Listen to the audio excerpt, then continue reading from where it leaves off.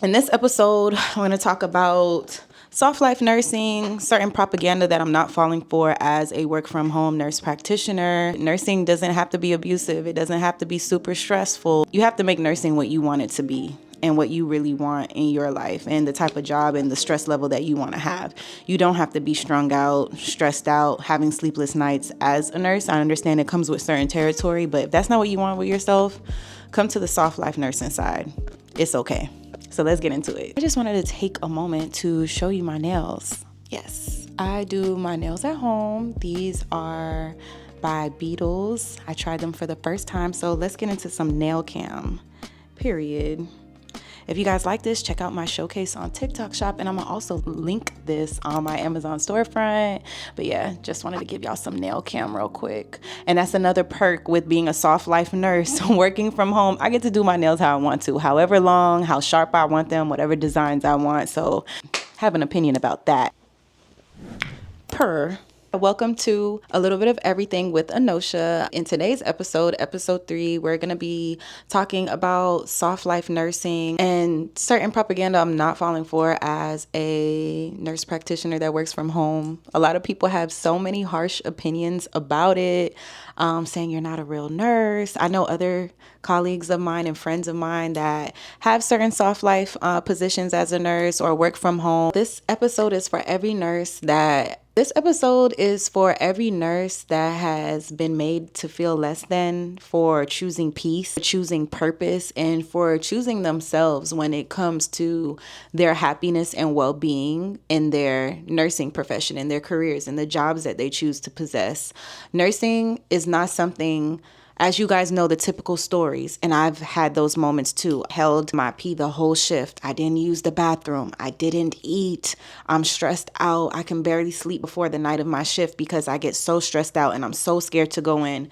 As a young nurse in my earlier days, I experienced literally all of those things. And I always knew that as I went on and I continued my education in nursing, that eventually I wanted to have a job where I wasn't super stressed out and I could take care of myself and I can maintain and do my job without feeling so overwhelmed to the point it felt like PTSD a little bit for certain situations that I've been through in nursing.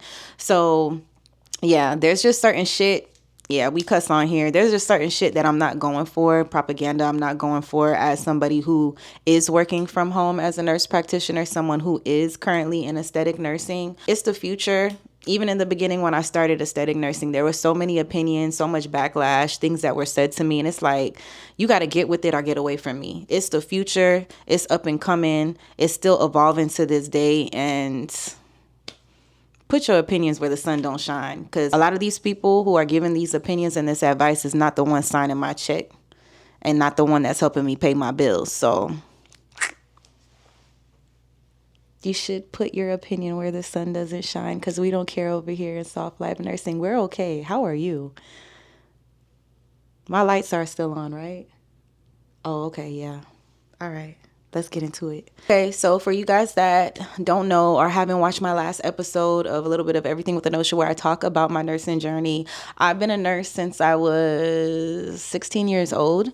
I started at a really young age. I literally worked my way up from CNA, LPN, RN, BSN, MSN to DMP. And so, yeah, I'm a little seasoned all the way, literally started from the bottom and worked my way up to the top. So I have a little bit to say, and a lot of my experiences have shaped me and brought me to the position that I am in now, because I saw what worked for me and what didn't work for me, and what didn't really make me feel the best and what made me feel good and comfortable. So that's some of my backstory with it that has shaped me to where I am today. I work remotely as a nurse practitioner full time, and I'm very thankful and grateful for the position that I have. It's allowed me to expand in my career, attain a lot of the dreams, goals that I've had for myself. And it's also allowed me to have the time and the energy to work on other passion projects that I have, such as being a content creator and doing things that I want to do. So number one, and you want to know what led me to this topic? I was thinking about it, but shouts out to my friend Solange. This is her social media if you want to find it. And I saw a post that she made and she was like, propaganda that I'm not falling for as an aesthetic work from home MP. And a lot of the stuff that she was hitting on, I was like, bro, yes, this is things I was already thinking about. I was already thinking about doing an episode on this. And I was like, yo, we don't care. Like, we're good over here. And I was like, this is so true. This has to come to the forefront. So shouts out to her. But yeah, let's get into some of these things. Propaganda number one, soft life nursing isn't real nursing. Like I said, if the check is coming and the check is being deposited and it's working for you, that's all that matters. Who cares? Like, who really cares? Like, being burnt out is not a badge of honor. It's not. Burnout is not cute. It's not healthy. Like, oh yeah, I'm burnt out. Here's my badge. Here's my trophy. No, how are you really doing? Do you need help? Do you need help? Like, no. Holding your urine for 12 hours is not a flex. And I understand why that happens. Trust me, I've been there, but it's not a flex. UTIs are not cute. The antibiotic course that you have to take to treat that UTI because you held your urine in for 12 hours is not fun.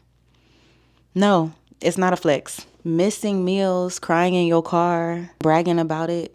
That's not self-care. You know what I mean? Like, and I don't want to say that there's people that brag about it, because I've been that nurse that was crying in the car. I've been that nurse that has been stressed out. I've been that nurse that couldn't go to sleep the night before my shift because I was so scared about the assignment I was going to have and what was the day looking like.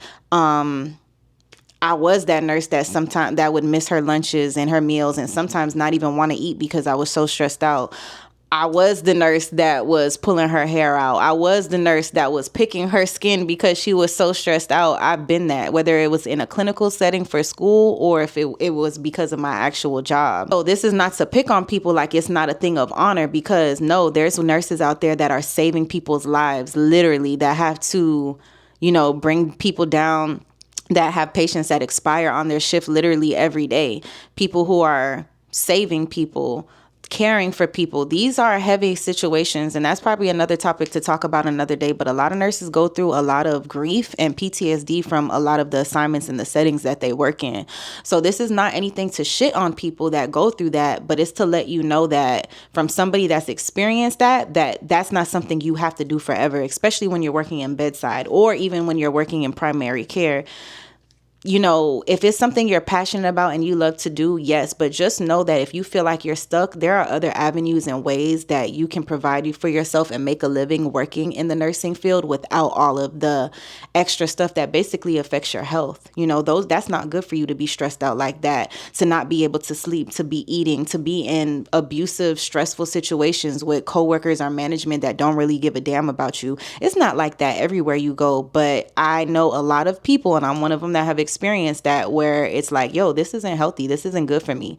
So just know that there's other ways and other positions that you can have where you don't have to experience that. And that's the main point I'm trying to make today. Soft life nursing doesn't mean lazy. It means intentional. It means aligned and balanced. Propaganda number two, oh, you're losing your skills. To an extent, maybe. Yeah. I'm not saying what you're saying is wrong, but you don't lose skills. You adapt them.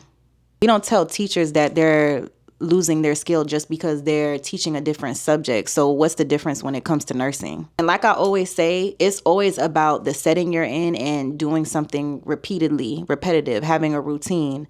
Once you get in the flow of something again, you can get back into it, And if you have to brush up on your skills or read up a little bit, that's okay. You're not going to remember everything at once. If you're a peds nurse, you're not going to remember everything maybe for family. If you're working strictly in cardiac and then you go to respiratory, yeah, you remember certain things, but you may have to brush back up on certain things. You know what I'm trying to say? Like, it's just about routine and doing something repetitive. It doesn't, just because you're working in a certain area doesn't mean that you necessarily lose something. You get what I mean? It might get a little dull, but anything that's dull, if you have the proper tools, you can sharpen it. You can always refresh your skill set the knowledge that you have, but your peace is not negotiable. I haven't lost my skills. I've just redirected them in a place that I can thrive and that's healthy for me. I'm very thankful for the opportunity that I got to have this position. Propaganda number 3, oh, are you a real doctor? Let's break some shit down. I am not a physician, but I do possess my Doctor of Nursing Practice degree. A lot of people go out there even for different things outside of nursing, as you guys may know, and they get their PhD, they get their doctoral degree. So yes, it's Dr. P over here. My specific situation, I can damn near do everything that a physician, a medical doctor can do, just depending on the setting, certain certifications, certain licenses that I have. But for the most part, I could do everything that they do, depending on, what setting I'm in or whatever it is. The main role for DNPs is contributing to research, policy, education, patient education. Let's normalize putting some respect on the DNP title. Thank you very much. A lot of you have been asking about the lip combo I always wear, so here it is. My signature combo from Anoshah's Artistry. The brown sugar lip liner is smooth, a rich brown, and lasts all day. The Lush lip gloss is a mauve pink nude that's creamy, pigmented, and one swipe is all you need. Both are vegan and cruelty-free and made to make you feel beautiful. Shop now at anoshahsartistry.com and join the lip combo tribe. Bye. Propaganda number 4, remote nurses don't do real work. Child, I be having my days too. Now, yeah, it's soft life, but I'm tired too. I be stressed out too sometimes a little bit. I'm burnt out too. I've been in positions where I've seen 80 plus patients in one day. Yes, ma'am. Yes, sir. It's a story for another day. I provide real care. I manage real clients, and I handle real responsibility. Licensed in multiple states. I work long shifts. Although I'm not maybe working in a hospital setting or where people may want me to be, I'm still managing and caring for real life patients, real people.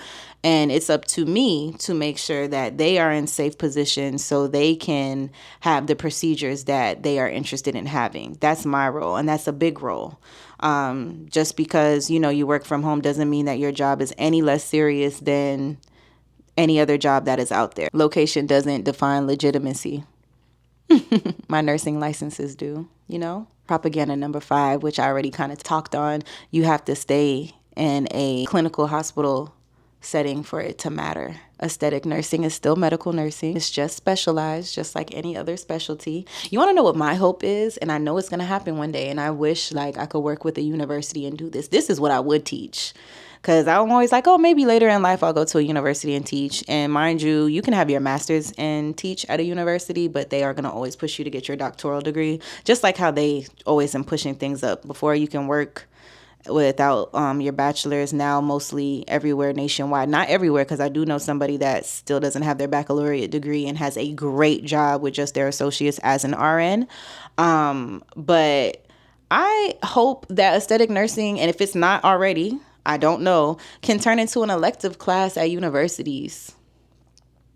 As an elective. It doesn't have to go towards your credits. It could go as an elective credit.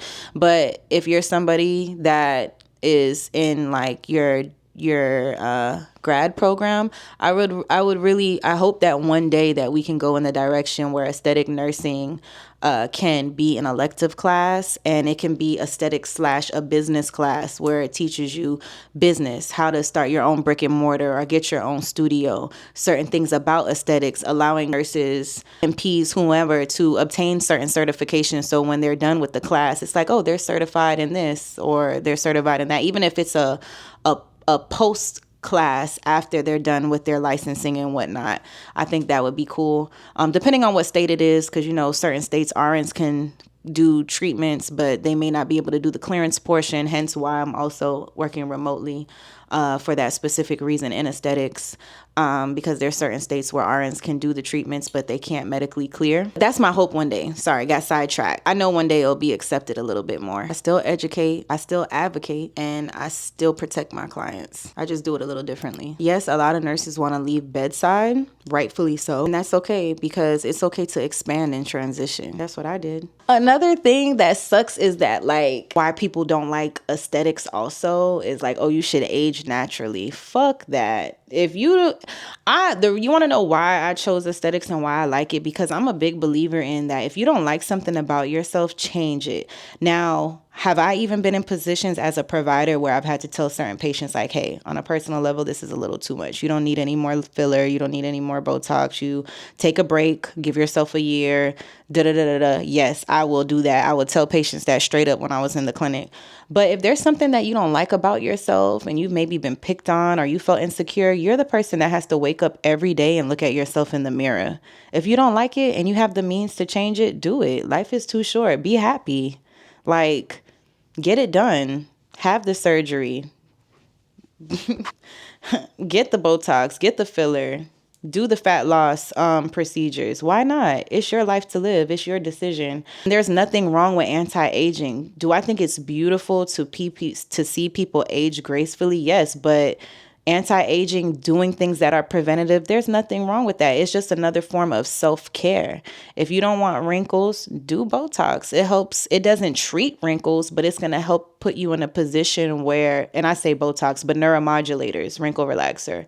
It's going to put you in a position where you can push that off from having those creases. If you have little small thin lips and you want some lip filler, girl, fill them fucking lips up. You want that ass to be fat? Go lay on the table. Make sure you have a great surgeon, a good doctor. Do your research through and through. And if you feel good and you have the means and you've done the work, get it done. Don't ever let anybody make you feel bad for choosing yourself and doing anything anti-age like or procedures that are going to make you have that confidence and make you feel better. Who gives a fuck what anybody has to say? They're probably just mad that they can't even do it themselves. Aging gracefully includes having options.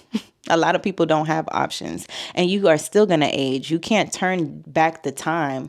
Everyone has a biological clock, but you can look fabulous along the way. I know I've helped my mom look fabulous, and my mom is 70 years old and she looks good, and you can still see her age, but she also is fabulous. She was looking good before it, but she looked bomb. Okay. Those who know. Enhancement isn't shameful. It's personal. So yeah, let me know what nursing propaganda that you guys are not falling for. I would love to hear it in the comments. Nursing propaganda in period, work from home, aesthetic, whatever it is. I just personalize mine based off of what I do currently and what I've been through. But I would love to hear how y'all feel, even if you're not in the nursing field or whatnot, or you know somebody. I would love to hear your opinions in the comments. So thank you for being here. And remember, alignment over aesthetics, peace over pressure, and purpose over propaganda. Don't forget to subscribe to my YouTube channel, comment, like, share, and thanks for watching a little bit of everything with Anoshah. See you guys next time. Bye. Put some respect on my motherfucking name. Thank you. Bye for real this time.